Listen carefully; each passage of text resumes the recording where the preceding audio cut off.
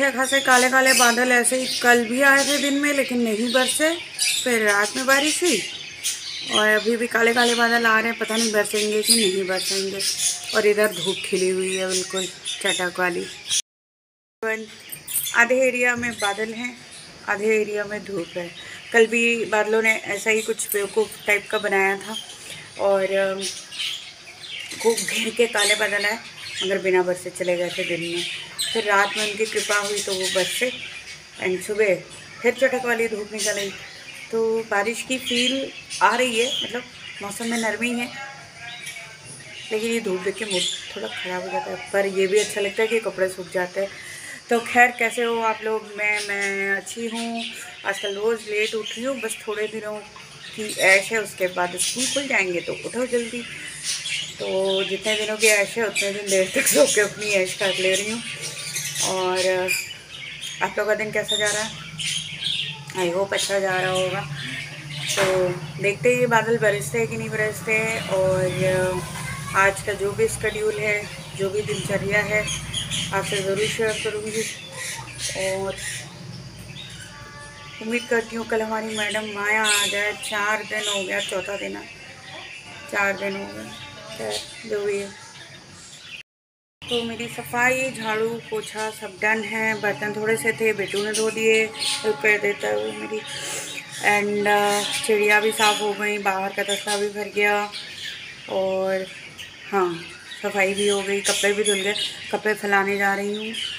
और फिर लंच में खिचड़ी है। सुबह आज आए थे थोड़े से खस्ते जलेबी, तो मेरा पेट तो भरा हुआ है एकदम, इसलिए मैं कुछ नहीं खाऊंगी। बट हाँ, बेटू के लिए मैं थोड़ी सी खिचड़ी बना दूँगी। दाल चावल भी हो के आई हूँ। तो आजकल बिल्कुल भी बाल सुखाने का मौका नहीं मिल रहा। मैं रोज़ देर से नहाती हूँ। फिर अभी किचन में बेटू की खिचड़ी चढ़ा के आई। उसके बाद मैंने क्या किया, खिचड़ी जब तक बन रही थी, मेरी सारी अचार की शीशियाँ खाली थी, तो उनमें मैंने अचार फिल किया। खट्टा आम का अचार, मिर्ची का अचार, और मेरा खट्टा मीठा वाला आम का अचार, तो सब फिल किया। इस साल आम का अचार नहीं डाला, ना मैं डाल पाई, और था भी स्टॉक में तो चल जाएगा फ़िलहाल।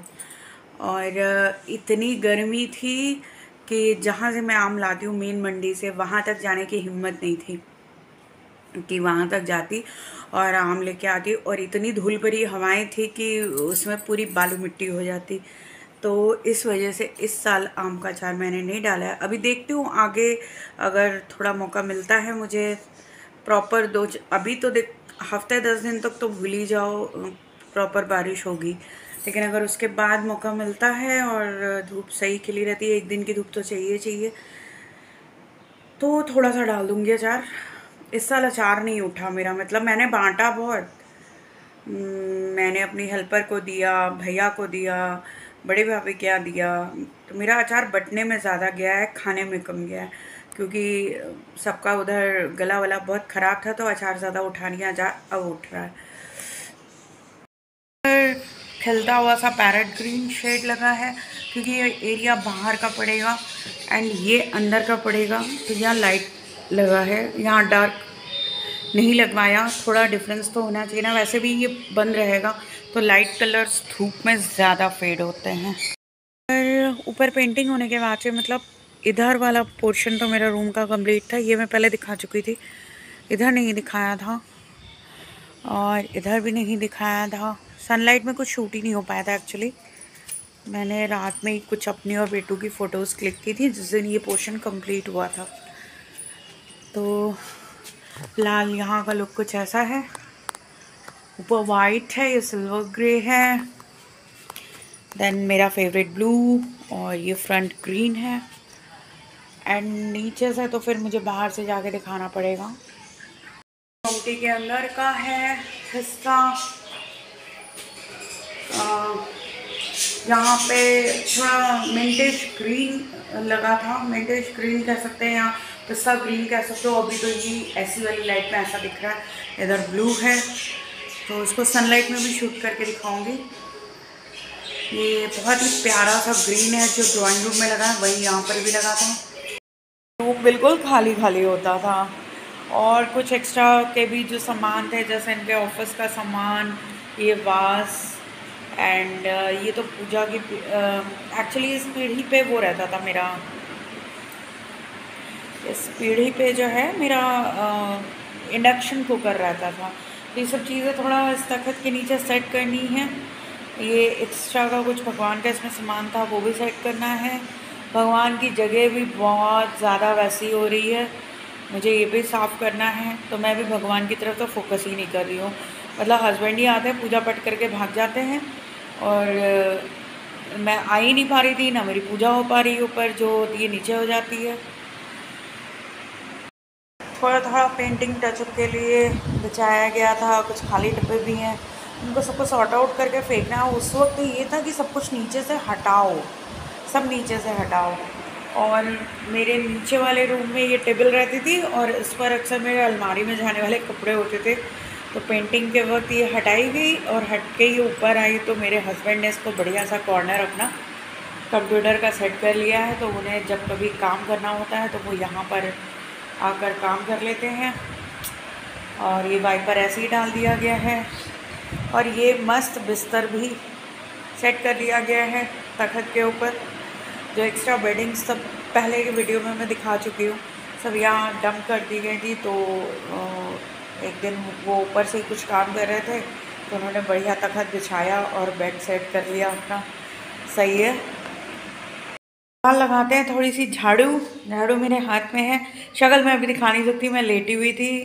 तो फिर बीच में हस्बैंड आ गए, फिर उनको थोड़ा सा देखा दाखा, फिर मैं फिर लेट गई। और अभी मुझे फिर किचन में जाना है, तो मैं एक बार मैं फ्रेश होकर जब व्लॉग अपना वाइंड अप करूँगी तभी मैं अपना चेहरा दिखाऊँगी, फिलहाल देखने लायक नहीं है। तो फटाफट से मारते हैं झाड़ू, और उसके बाद मारते हैं पोछा, और फिर बस क्या, फिर बस नीचे फिलहाल बाय बोलते हैं इस रूम को।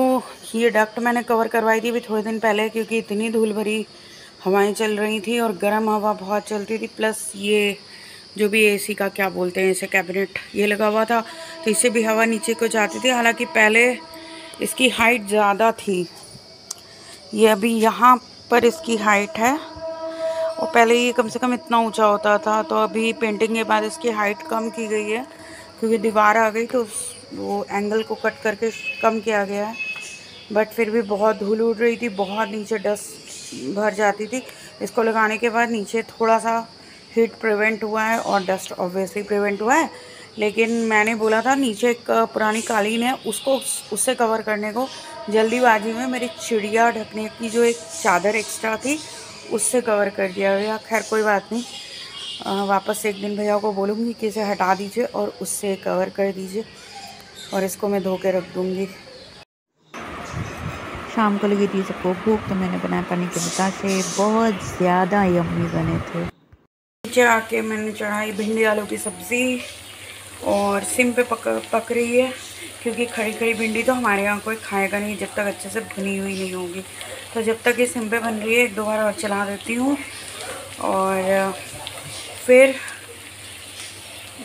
एक दो बार और चलाने के बाद ये बनती रहेगी सिम आँच पे, और फिर मैं शावर लेने चली जाऊँगी, क्योंकि मैं थक गई हूँ अब। ये तो मैं बताना ही भूल गई कि ये भिंडी अचारी है इस सब्ज़ी का नाम। अब भिंडी अचारी क्यों है पूछो, क्योंकि इसमें अचार वाले मसाले पड़े हुए हैं। ज़्यादा कोई एक्स्ट्रा फ्लेवर नहीं ऐड किया गया, सिर्फ थोड़ा सा नमक और ऐड किया गया, प्याज, और जो अचार का मसाला होता है ना, ये वो वाला फ्लेवर डाल के बनती है, और ये बहुत टेस्टी लगती है। वाकई में मेरी ड्रेस का कलर और इसका कलर मैचिंग हो गया है। ये इत्तेफाक से हुआ है, जानबूझ के नहीं हुआ है। तो मैं यही बोल रही थी कि इसकी स्मेल बहुत अनोइंग लगती है मुझे, बट क्योंकि अभी आया है और उसे ख़त्म करना है तो मैं उसको यूज़ कर ले रही हूँ। टेक्सचर वाइज बहुत अच्छा है, बहुत इजीली एब्जॉर्ब हो जाता है स्किन में, एंड